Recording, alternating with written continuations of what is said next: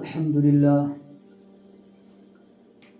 لله نحمده ونستعينه ونستغفره ونؤمن به ونتوكل عليه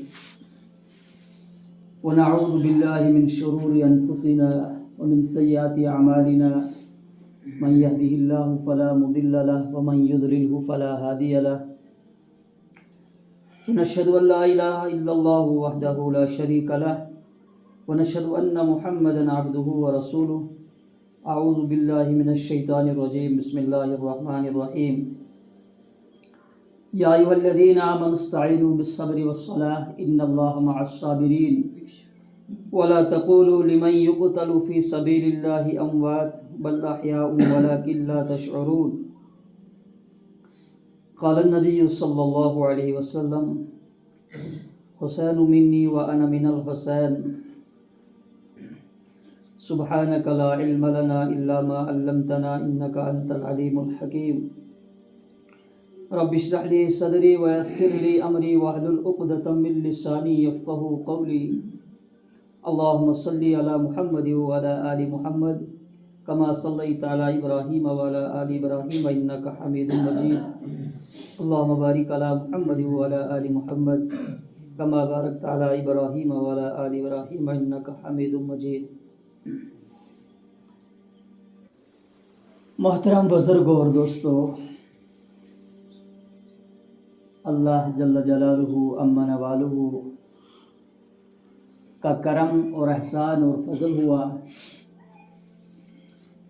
کہ جس رب العالمین نے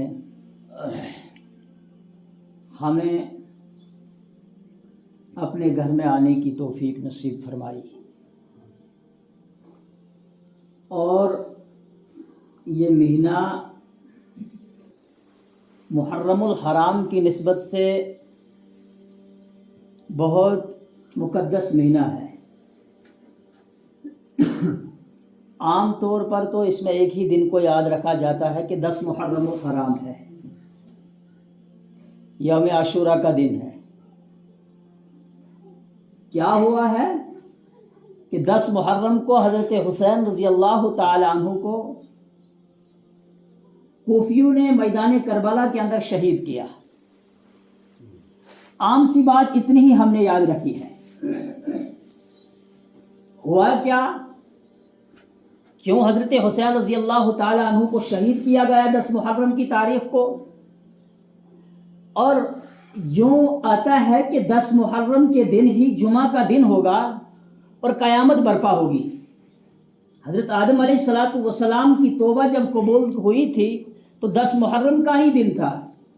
حضرت ابراہیم علیہ السلام کو جب آگ میں ڈالا گیا تھا تو 10 محرم کا ہی دن تھا. حضرت یونس علیہ السلام کو جب مچھلی کے پیٹ اور اندھیرے سے نجات ملی تھی تو 10 محرم کا ہی دن تھا. حضرت یوسف علیہ السلام کو جب کنویں سے نکالا گیا تھا تو 10 محرم کی ہی تاریخ تھی. اور یعقوب علیہ السلام سے جب ملاقات ہوئی اتفاقاً 10 محرم کی ہی تاریخ تھی.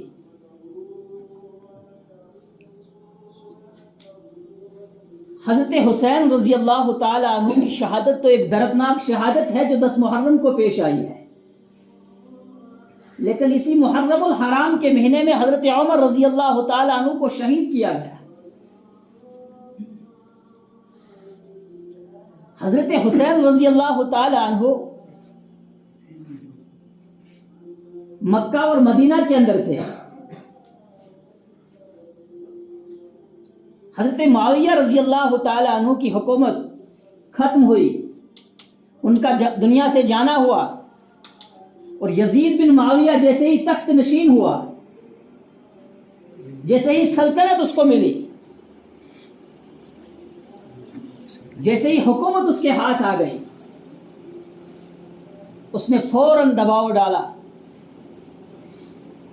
اس نے فوراً مکہ کے گورنر، مکہ کے حاکم ولید بن عقبہ کو یہ کہا کہ مکہ کے اندر حضرت حسین، حضرت عبداللہ بن عباس، حضرت عبداللہ بن عمر، حضرت عبد الرحمن بن ابی بکر، حضرت عبداللہ بن زبیر، ان سے میرے بارے میں بیعت لی جائے تاکہ یہ میری تائید کرے، تصدیق کرے.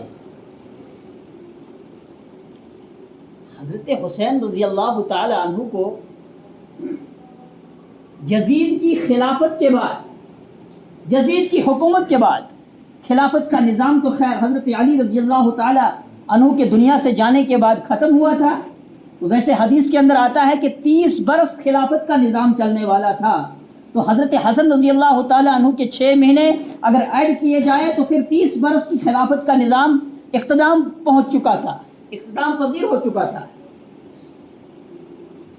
حضرت حسین رضی اللہ تعالی عنہ کو کوفیوں نے خط لکھنا شروع کیا کہ آپ نواسے ہیں حضور اکرم صلی اللہ علیہ وسلم کے، آپ کو حضرت رسول اکرم صلی اللہ علیہ وسلم بہت زیادہ پیار کرتے تھے. تو ایک حکمران ہمارے اوپر ایسا مسلط ہوا ہے جو نہ انصاف کرنا جانتا ہے، نہ اس کے پاس کوئی شریعت کے احکام ہے، نہ وہ سنت رسول جناب محمد رسول اللہ صلی اللہ علیہ وسلم کے اوپر چلتا ہے. اس نے ایک اپنا ہی نظام چلایا ہے یہاں پر، اس نے ایک بدامنی کا دور یہاں پر پھیلایا ہے. لہذا ہم آپ کو خط لکھتے ہیں کہ آپ کوفہ کی طرف آئیے، ہم آپ کی بیعت کرتے ہیں. حضرت حسین رضی اللہ تعالی عنہ کو 12,000 خط بھیجے گئے، 12,000 خط. لیکن مدینہ کے یہ مکہ کے صحابہ جو تھے، بڑے بڑے صحابہ تھے، انہوں نے منع کیا حضرت حسین رضی اللہ تعالی عنہ کو. انہوں نے ان سے مشورہ کیا کہ کیا کرنا چاہیے. حضرت عبداللہ بن زبیر نے کہا رضی اللہ تعالی عنہ، کہا حضرت حسین کو کہا نہیں جانا چاہیے آپ کو، یہ کوفہ کے لوگ دغا باز ہے، انہوں نے آپ کے والد محترم حضرت علی رضی اللہ تعالی عنہ کے ساتھ بھی دھوکہ کیا تھا، ان کے اوپر کوئی اعتبار نہیں کیا جاتا ہے. خیر مشورہ یہ ہوا کہ حضرت حسین رضی اللہ تعالی عنہ نے اپنے چاچا زاد بھائی مسلم بن عقیل کو تیار کیا کہ آپ جائیے وہاں کے حالات معلوم کیجئے کہ کیسے حالات ہے وہاں. مسلم بن عقیل جیسے ہی گئے، ساتھ میں اپنے 2 بچے بھی لے کر گئے. وہ تو جنگ کے لیے گئے نہیں تھے، وہ تو حالات معلوم کرنے کے لیے تھے، ذرا وہاں کے حالات کیسے ہیں اور پھر میں حضرت حسین کو خط لکھتا ہوں اور انہیں بلا لیتا ہوں. وہ جب وہاں گئے، ابھی راستے میں ہی تھے، 18,000 کوفیوں نے بیعت کر لی، 18,000 کوفیوں نے بیعت کی. جیسے ہی انہوں نے بیعت کر لی، مسلم بن عقیل رضی اللہ تعالی عنہ کو پتا چلا کہ حالات سازگار ہے، ٹھیک ہے، حضرت حسین کو لوگ چاہتے ہیں، وہ بلانا چاہتے ہیں، وہ بات کرنا چاہتے ہیں، کیا بات ہے یہاں پتا چل جائے گا سارا ماجرا کیا. ادھر یزید کو پتا چل گیا کہ ایسے ایسے ہو رہا ہے کوفہ کے اندر. وہاں تو گورنر اس وقت نعمان بن بشیر رضی اللہ تعالی عنہ تھے جو صحابی رسول تھے. تو انہوں نے فوراً گورنر کو ہٹا دیا، عبید اللہ ابن زیاد کو گورنر لگا دیا، جو بہت سرکش آدمی اور ظالم تھا. عبید اللہ ابن زیاد کو جیسے ہی گورنر لگایا گیا، اس نے فوراً اعلان کرا دیا مساجد کے اندر، پورے بازار کے اندر اعلان کرا دیا کہ جو مسلم بن عقیل کے ساتھ جائے گا، جو اس کے ہاتھ پر بیعت کرے گا تو اس کو قتل کر دیا جائے گا، اس کو فوراً قتل کا اعلان کر دیا جائے گا. یوں آتا ہے کتابوں کے اندر کہ مسلم بن عقیل کے ساتھ 18,000 لوگوں نے جو بیعت کی تھی، اس میں سے صرف 30 آدمی بچے، باقیوں نے بیعت توڑ دی. کتنے داغدار تھے یہ لوگ، کتنے بے وفا تھے یہ لوگ. ادھر سے حضرت حسین کو انہوں نے خط لکھ دیا ہے کہ آپ آئیے، یہاں ماحول سازگار ہے، یہاں حالات ٹھیک ہے. حضرت حسین رضی اللہ تعالی عنہ کو مکہ کے اندر روکا بھی گیا تھا. حضرت عبداللہ بن زبیر رضی اللہ تعالی عنہ نے رکایا تھا، حضرت عبداللہ بن عباس نے رکایا تھا. ان لوگوں نے انہیں بہت اصرار کرنے کے باوجود نہیں مانا. حضرت حسین رضی اللہ تعالی عنہ نے کہا نہیں، مجھے جانا چاہیے، میرے نانا کا دین مٹ رہا ہے اور میں مکہ اور مدینے کے اندر بیٹھا رہوں، ایسا کبھی نہیں ہو سکتا. انہوں نے بھی ٹھیک ہی کہا. بعض روایات کے اندر آتا ہے کہ مجھے خواب میں رسول اکرم صلی اللہ علیہ وسلم آئے ہیں. حضرت حسین نے کہا کہ مجھے میرا نانا خواب میں آیا ہے اور انہوں نے مجھے حکم دیا ہے کہ آپ جائیے۔ اب جیسے ہی یہ راستے میں نکلتے ہیں، پہنچتے ہیں، ایک مقام پہ پہنچتے ہیں تو خبر ملی کہ مسلم بن عقیل کو شہید کر دیا گیا ہے۔ اب حضرت حسین نے سارے ساتھیوں سے مشورہ کیا کہ کیا کرنا چاہیے، اب آگے جانا چاہیے یا واپس آنا چاہیے۔ ادھر سے عبید اللہ ابن زیاد نے 4000 لشکر، 4000 کی فوج بھیج دی تھی عمر بن سعد کی قیادت میں، اور عمر بن سعد حضرت سعد بن ابی وقاص رضی اللہ تعالی عنہ کے لڑکے تھے جو عشرۂ مبشرہ میں گنے جاتے ہیں، اور سعد بن ابی وقاص رضی اللہ تعالی عنہ جنگ احد کے اندر رسول اکرم صلی اللہ علیہ وسلم انہیں کہتے تھے کہ یہ سعد تیر چلاؤ۔ ہاں، اسلام کو جب بھی نقصان پہنچا ہے تو اپنوں سے زیادہ نقصان پہنچا ہے۔ ہر دور کے اندر اپنوں نے اس دین کو نقصان پہنچایا۔ اب جیسے ہی مشورہ ہوا، اب مسلم بن عقیل کے جو ساتھی تھے، جو قریبی رشتہ دار تھے، انہوں نے کہا اب تو واپس ہم جائیں گے نہیں۔ یہ 72,000 نکلے تھے، یہ 72 لوگ نکلے تھے، 72 لوگ جو مکہ سے نکلے تھے، 72 لوگ نکلے تھے، ان کے ہمراہ بچے بھی تھے اور عورتیں بھی ان کے ساتھ تھی۔ یہ جنگ کے لیے نہیں نکلے تھے اور نہ ان کو جنگ کرنے کا کوئی ارادہ تھا۔ اب مشورہ ہو گیا، حضرت حسین نے کہا نہیں، اب میرے لیے واپس جانا مناسب نہیں ہے، اب میرے بھائی کو شہید کر دیا ہے انہوں نے، اب میں جاتا ہوں، ذرا کیا کہتے ہیں۔ چل پڑا قافلہ۔ ایک مقام پہ جب پہنچ گئے، قادسیہ کے مقام پر جب پہنچے تو ملاقات ہوئی۔ عمر بن سعد، ان کے دل کے اندر تو تھوڑا رحم تھا، پہلے انہوں نے معاملات طے کرنا چاہا ان کے ساتھ، تو حضرت حسین رضی اللہ تعالیٰ عنہ نے 3 شرطیں رکھ دی۔ یا تو مجھے واپس مدینہ جانے دیا جائے، جہاں سے میں آیا ہوں میں وہاں کی طرف جاؤں گا، یا تو مجھے کسی اسلامی سرحد پہ جانا دیا جائے جہاں میں کافروں سے لڑ کر شہید ہو جاؤں گا،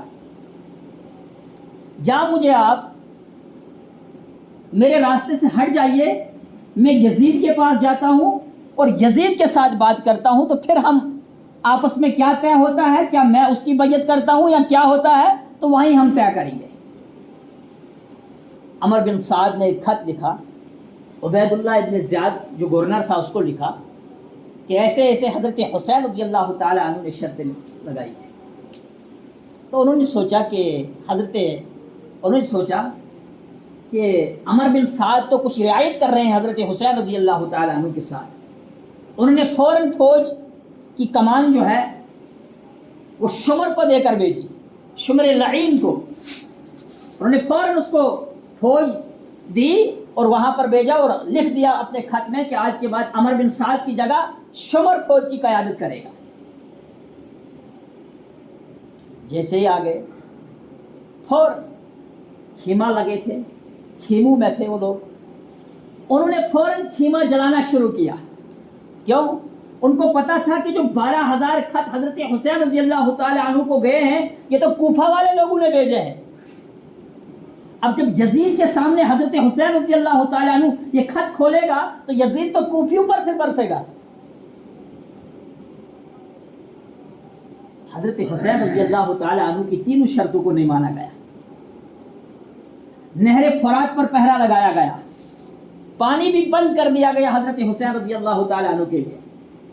ہاں، نواسہ رسول تھے، جب نماز کی حالت میں رسول اکرم صلی اللہ علیہ وسلم کی شان مبارک پر چڑھے تو سجدہ لمبا کر دیا رسول کریم صلی اللہ علیہ وسلم نے۔ صحابہ نے سوچا یا رسول اللہ صلی اللہ علیہ وسلم، ہم نے تو سوچا تھا کہ آپ کی جان اللہ کے یہاں چلے گئی ہے، آپ کی روح قبض ہو گئی ہے، آپ اللہ کے پیارے ہو گئے۔ کہا نہیں، میں نے سجدہ اس لیے لمبا کیا کہ میں سوچ رہا تھا اگر میں نے سر اوپر اٹھایا تو میرے نواسے کو تکلیف ہو جائے۔ ہاں، فاطمہ کے مکان سے گزر رہے تھے، حضرت حسن و حسین کی آواز رونے کی آ رہی تھی اور کہتے ہیں اے فاطمہ، فاطمہ تو بضعۃ منی، فاطمہ تو میری جگر کا ٹکڑا ہے، لیکن حسن اور حسین کی جب رونے کی آواز سنتا ہوں تو میں محمد رسول اللہ بے چین ہو جاتا ہوں۔ ہاں، آج میدان کربلا میں دیکھو کیا حالات ہے۔ اسی لیے یہ دین تو ان قربانیوں کی وجہ سے ہم تک پہنچا ہے۔ ہم تو سوچتے ہیں کہ آسانی سے یہ دین ہم تک پہنچا، نہیں، حضرت زینب رضی اللہ تعالی عنہ اپنے بھائی کے ساتھ شانہ بشانہ کھڑی ہے. جنگ شروع ہو گئی. میدان کربلا کا میدان سج گیا جنگ کے لیے. اب 72 آدمی تھے اور ادھر سے پانی بھی بند کر دیا تھا. اور ہمیں تو تاریخ صرف یہ ہم تو آج بیان صرف اتنا کرتے ہیں کہ حضرت حسین کی شہادت ہوئی، لیکن حضرت حسین کا جو بیٹا تھا اس کا نام ابو بکر تھا. حضرت حسین جو ادھر شہید ہوا، حضرت حسین کے ساتھ جن لوگوں نے شہادت دی،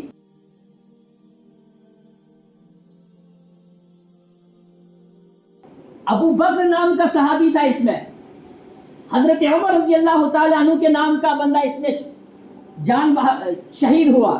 حضرت عثمان رضی اللہ تعالی عنہ نام کا بیٹا حضرت حسین رضی اللہ تعالی عنہ کا تھا. علی بن حسین رضی اللہ تعالی عنہ نام کا بیٹا حضرت حسین کا تھا، وہ بھی شہید ہوا. اب ایک ایک نکل رہا اور شہادت دے رہا ہے. حضرت حسین رضی اللہ تعالی عنہ نے علی اصغر کو اٹھایا. جب خیمے سے باہر نکلنے لگے تو پیچھے سے رونے کی آواز آئی. حالانکہ حضرت حسین اور اہل بیت تھی، وہ فاطمہ کے جگر سے نکلے ہوئے بچیاں تھی، وہ فاطمہ کے بطن سے، اور فاطمہ نے ان کی تربیت کی تھی رضی اللہ تعالی عنہما. ہاں، وہ کیسی تربیت یافتہ ہوں گی وہ عورتیں. انہوں نے کوہرام نہیں مچایا، انہوں نے واویلا نہیں مچایا. کہا کیا ہوا؟ کہا اے میرے بھائی ذرا ان ظالموں سے کہیے یہ 4 مہینے کا بچہ ہے، اگر ہم نے ان کے ساتھ کوئی ظلم اور زیادتی کی ہے، اس 4 مہینے کے بچے کے لیے تو پانی کا ایک گھونٹ دیجیے. حضرت حسین میدان کربلا میں نکلے، علی اصغر کو ہاتھ گود میں اٹھایا، کہا اگر میں نے تمہارا کچھ بگاڑا ہے، اس 4 ماہ کے بچے نے تمہارا کیا بگاڑا ہے؟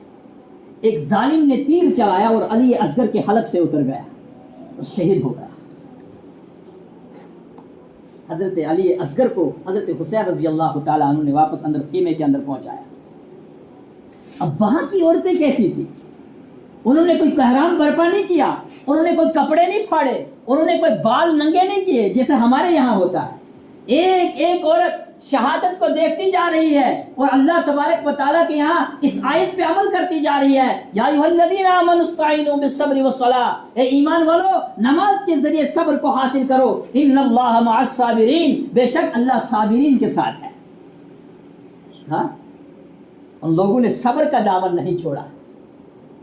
اب آخر میں حضرت حسین رضی اللہ تعالی عنہ کی باری آتی ہے، اور حضرت حسین رضی اللہ تعالی عنہ کی جب باری آتی ہے، حضرت حسین رضی اللہ تعالی عنہ لڑتے جا رہے ہیں، لیکن کسی بھی مائل کے لال میں یہ دم نہیں ہے کہ حضرت حسین رضی اللہ تعالی عنہ کو شہید کرے. آخر ظہر کے بعد عصر سے پہلے نماز کا وقت ہوتا ہے. حضرت حسین رضی اللہ تعالی عنہ جیسے ہی سجدے کی حالت میں جاتے ہیں، ان ظالموں نے حملہ کیا اور حضرت حسین کو میدان کربلا کے اندر شہید کیا.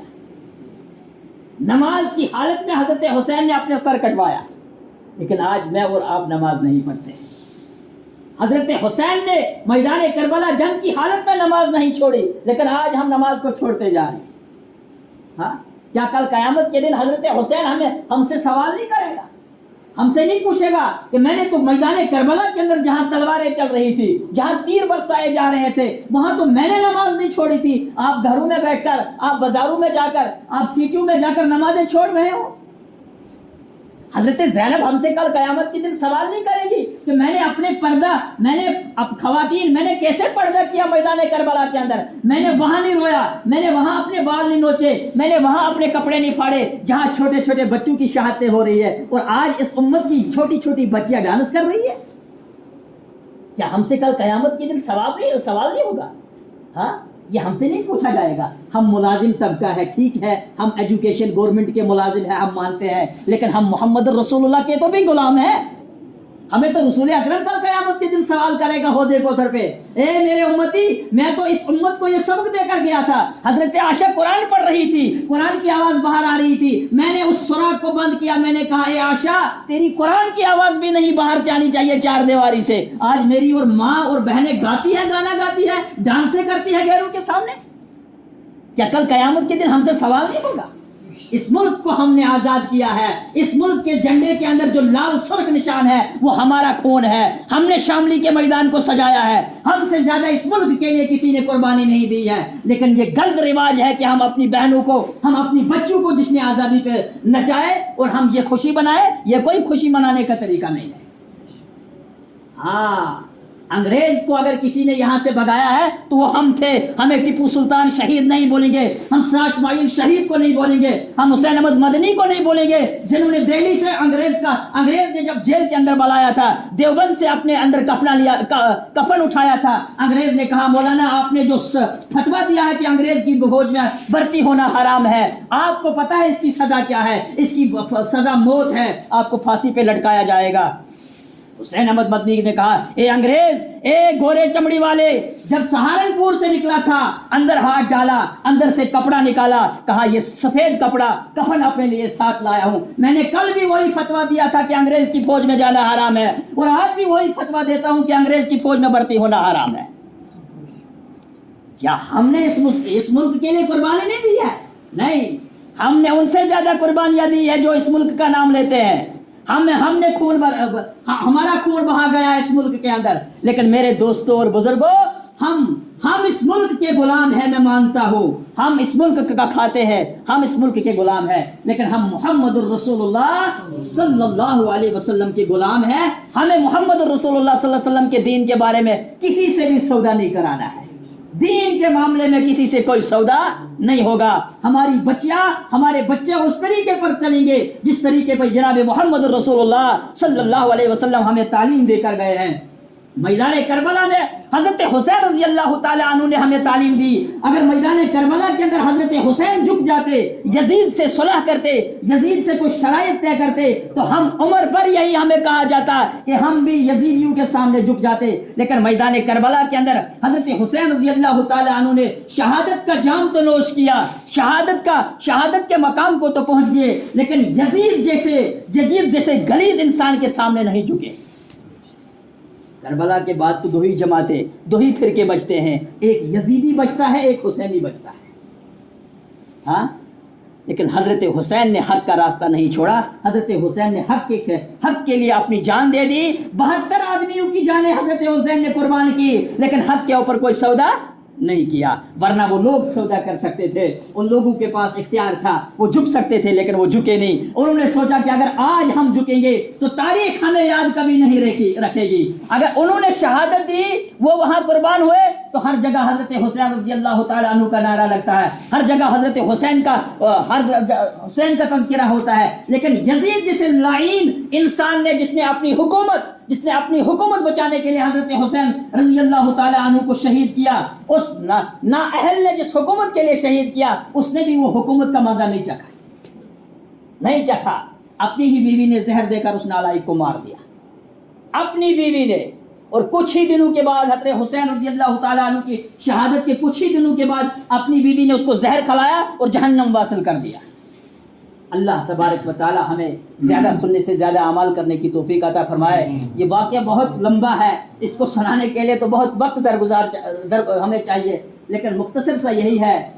ہمیں جو واقعہ کربلا درس دیتا ہے, سبق دیتا ہے, وہ یہ سبق دیتا ہے کہ ایک وقت کے یزید کے سامنے کبھی نہیں جھکنا چاہیے, حق کا سودا کبھی نہیں کرنا چاہیے, اور نماز کو کسی بھی حالت میں چھوڑنا نہیں چاہیے. اگر ہم صبح سو جاتے ہیں, سورج نکل آتا ہے, نماز قضا ہو جاتی ہے, بعد میں ہم اٹھتے ہیں, بس منہ دھوتے ہیں, بس چلو چائے پی لیتے ہیں. نہیں, ایسا نہیں ہے. نماز اگر کوئی قضا چکسن نماز جب بھی قضا ہوتی ہے تو فوراً جیسے ہی آپ کو وقت ملے پڑھ لو. فجر کی نماز سورج نکل گیا نہیں پڑھ سکے, اگر طلوع آفتاب نہیں ہے, اگر طلوع آفتاب کا وقت گزر چکا ہے تو فوراً نماز اپنی پڑھ دو. یہ نہیں کہ اب سورج نکل چکا اب کیسے پڑھوں گا, نہیں, ایسا نہیں ہے. قضا کا مسئلہ بھی دین کے اندر سکھایا گیا ہے. فوراً پڑھ لو, جس وقت بھی نماز کا موقع ملے فوراً پڑھ لو. نماز کو ہلکے میں نہیں لینا چاہیے. نماز چھوڑنے سے بہت سارے نقصانات ہوتے ہیں. اللہ تبارک و تعالی ہمیں